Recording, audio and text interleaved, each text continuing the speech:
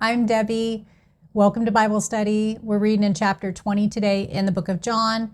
We are going to read about Jesus raising from the dead. He's going to appear to Mary Magdalene, and then he's going to appear to his disciples twice. Once when Thomas is not there, that's where we get the doubting Thomas, and then again when Thomas is there, and he's going to give them the Holy Spirit. So if you're ready to Bible study with me, let's go.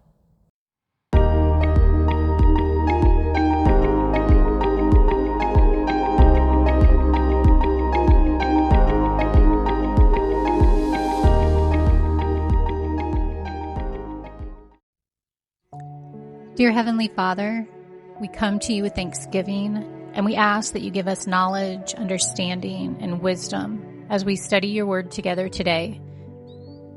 Do your work in us in your perfect timing, and help us to be sensitive to your leading in our lives. Give us a fresh insight, and let us leave today's study with a new perspective. In Jesus' name we pray. Amen. It is raining outside. It's actually pouring. So if you hear something in the background, that is what that is. But we're going to go ahead and begin our Bible study in chapter 20. Jesus rises from the dead. Early on the first day of the week, while it was still dark, Mary Magdalene went to the tomb and saw that the stone had been removed from the entrance. And I want to go ahead and point out here too, to some of you beginners who are new to reading the Bible, you'll always notice here at the beginning of sections, it may show different scriptures. These are other Gospels, Matthew, Mark, Luke, and we're reading in John. These are the four Gospels. And it just is another place that you can go in scripture to read about this exact same event. So this is Jesus rises from the dead. So if you want to get the perspective of Matthew, Mark, and Luke, they also wrote about this exact same time. So theirs may be a little bit different than John's perspective. So just pointing that out, it's natural for me, but I didn't know. I thought, you know what? I've never pointed that out. And if you're very new to reading the Bible, you may not realize that. So if there's a time where you want to go deeper, I like to keep my Bible studies nice and short for you guys, very beginner friendly. But you can always go deeper and go into the rest of the Gospels and read more on these different topics that we're diving into. So back to verse 1. Mary Magdalene had taken Jesus' call to follow him very seriously. Her name indicates that she was likely from Magdala. That was a town near Capernaum in Galilee. She had followed Jesus all the way to Jerusalem, and other women from Galilee had come with her.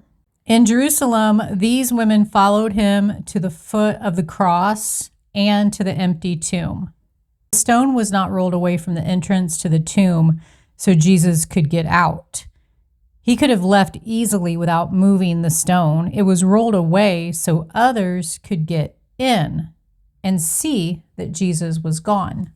Verse 2, so she came running to Simon Peter and the other disciple, the one Jesus loved, that's John, and said, "They have taken the Lord out of the tomb, and we don't know where they have put him." So Peter and the other disciple started for the tomb. Both were running, but the other disciple outran Peter and reached the tomb first. He bent over and looked in at the strips of linen lying there, but did not go in. Then Simon Peter came along behind him and went straight into the tomb. He saw the strips of linen lying there, as well as the cloth that had been wrapped around Jesus' head. The cloth was still lying in its place, separate from the linen. The strips of linen were left as if Jesus' body had simply vacated them. The cloth that covered Jesus' head was still folded up in the shape of a head, and it was at about the right distance from the wrappings that had enveloped Jesus' body. A grave robber wouldn't have left expensive linens behind, and certainly not so neatly. Verse 8, Finally, the other disciple, who had reached the tomb first, also went inside. He saw and believed. They still did not understand from Scripture that Jesus had to rise from the dead. Then the disciples went back to where they were staying. As further proof that the disciples did not fabricate this story, we find that Peter and John were surprised that Jesus was not in the tomb. When John saw the strips of linen looking like an empty cocoon from which Jesus had emerged, he believed that Jesus had risen. It wasn't until after they had seen the empty tomb that they remembered what the Scriptures and Jesus had said.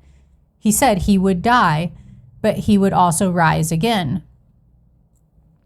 Jesus' resurrection is the key to the Christian faith. For one, just as he said, Jesus rose from the dead.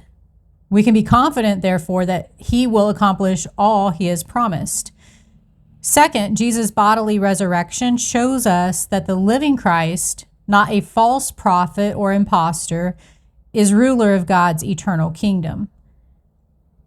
Third, we can be certain of our own future resurrection because Jesus was resurrected. Death is not the end. A future life awaits. 4, the divine power that brought Jesus back to life is now available to us to bring our spiritually dead selves back to life. And last, the resurrection is the basis for the church's witness to the world. Jesus appears to Mary Magdalene, verse 11. Now Mary stood outside the tomb crying. As she wept, she bent over to look into the tomb and saw 2 angels in white, seated where Jesus' body had been, one at the head, the other at the foot. They asked her, "Woman, why are you crying?" "They have taken my Lord away," she said, "and I don't know where they have put him." At this, she turned around and saw Jesus standing there, but she did not realize that it was Jesus. He asked her, "Woman, why are you crying? Who is it you are looking for?" Thinking he was the gardener, she said, "Sir, if you have carried him away, tell me where you have put him, and I will get him." Jesus said to her, "Mary." She turned toward him and cried out in Aramaic, "Rabboni," which means teacher. Jesus said, "Do not hold on to me, for I have not yet ascended to the Father. Go instead to my brothers and tell them, I am ascending to my Father and your Father, to my God and your God." Mary didn't want to lose Jesus again. She had not yet understood the resurrection. Perhaps she thought this was his promised second coming that he'd spoke about in chapter 14. But Jesus didn't want to be detained at the tomb. If he didn't ascend into heaven, the Holy Spirit would not come. Both he and Mary had important work to do. Verse 18, Mary Magdalene went to the disciples with the news, "I have seen the Lord." And she told them that he had said these things to her. Mary didn't even recognize Jesus at first. Her grief had blinded her. She couldn't see him because she didn't expect to see him. Then when he spoke her name, she immediately recognized him. Imagine the love that flooded her heart when she heard her Savior saying her name. Jesus is near you, and he is calling your name too. Verse 19, on the evening of that first day of the week, when the disciples were together with the doors locked for fear of the Jewish leaders, Jesus came and stood among them and said, "Peace be with you." After he said this, he showed them his hands and side. The disciples were overjoyed when they saw the Lord. Again, Jesus said, "Peace be with you. As the Father has sent me, I am sending you." Jesus again identified himself with his Father. He told the disciples by whose authority he did his work. And then he passed this job to his disciples of spreading the gospel of salvation around the world. Whatever God has asked you to do, remember that your authority comes from God And Jesus has demonstrated by words and actions how to accomplish the job that he has given you. As the Father sent Jesus, Jesus sent his followers, and that includes you. Verse 22, and with that he breathed on them and said, "Receive the Holy Spirit." Jesus gave his disciples a special filling of the Holy Spirit, a foretaste of what all who believe would experience at the time of Pentecost, which we're going to read about in Acts chapter 2. And forever after. To do God's work, we need the intimacy, love, direction, and enabling power of the Holy Spirit. Avoid trying to do his work in your own strength.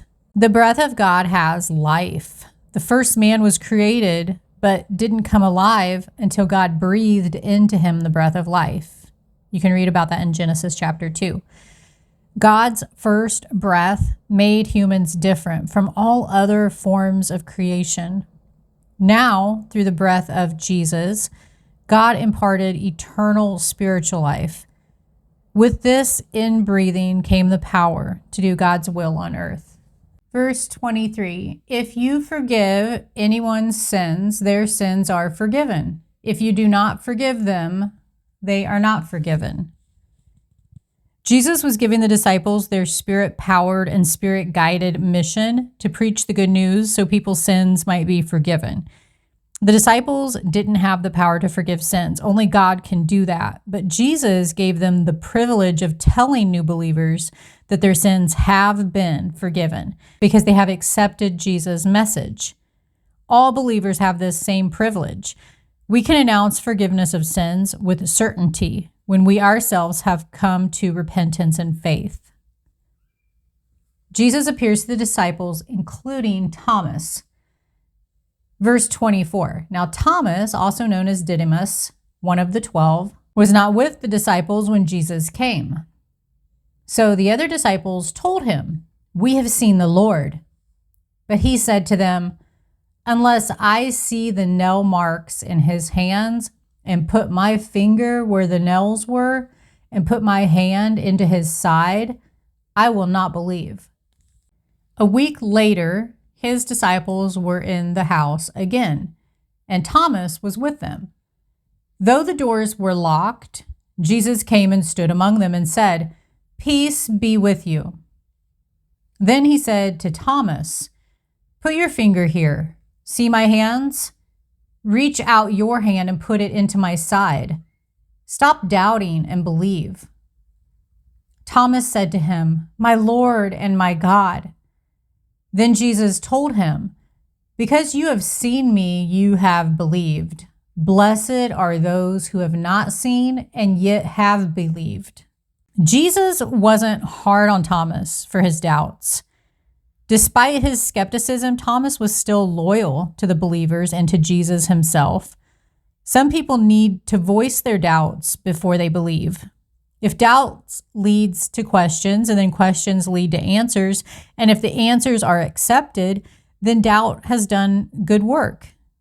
It's when doubt becomes stubbornness and stubbornness becomes a prideful lifestyle that doubt harms faith. When you doubt, don't stop there. Let your doubt deepen your faith as you continue to search for answers. Jesus' resurrected body was unique. It was not the same kind of flesh and blood Lazarus had when he came back to life. Jesus' body was no longer subject to the same laws of nature as before his death. He could appear in a locked room, yet he was not a ghost or an apparition because he could eat and be touched. Jesus' resurrection was literal and physical. He was not a disembodied spirit. Some people think they would believe in Jesus if they could see a definite sign or miracle. But Jesus says we are blessed if we can believe without seeing. We have all the proof we need in the words of the Bible and the testimony of believers. A physical appearance would not make Jesus any more real to us than he is now. Have you ever wished you could actually see Jesus, touch him, hear his words? Are there times you wanted to sit down with him and get his advice? Well, Thomas wanted Jesus' physical presence, but God's plan is wiser. He was not limited to himself to one physical body. He wants to be present with you at all times. Even now, he is with you in the form of the Holy Spirit. You can talk to him and you can find his words to you in the pages of the Bible. He can be as real to you as he was to Thomas. Verse 30, Jesus performed many other signs in the presence of his disciples, which are not recorded in this book. But these are written that you may believe that Jesus is the Messiah, the Son of God, and that by believing you may have life in his name. To understand the life and mission of Jesus more fully, all we need to do is study the Gospels. John tells us that his Gospel records only a few of the many events in Jesus' life on earth. But the Gospel includes everything we need to know to believe that Jesus is the Messiah, the Son of God, through whom we receive eternal life. If you liked this video, please hit the like button and click on the next video. We're going to be finishing up the book of John. We're going to read chapter 21, and it's going to cover the 8th and final miracle in the book of John. Jesus is going to appear to 7 of his disciples at the Sea of Galilee, and Jesus is going to challenge Peter. See you in the next video.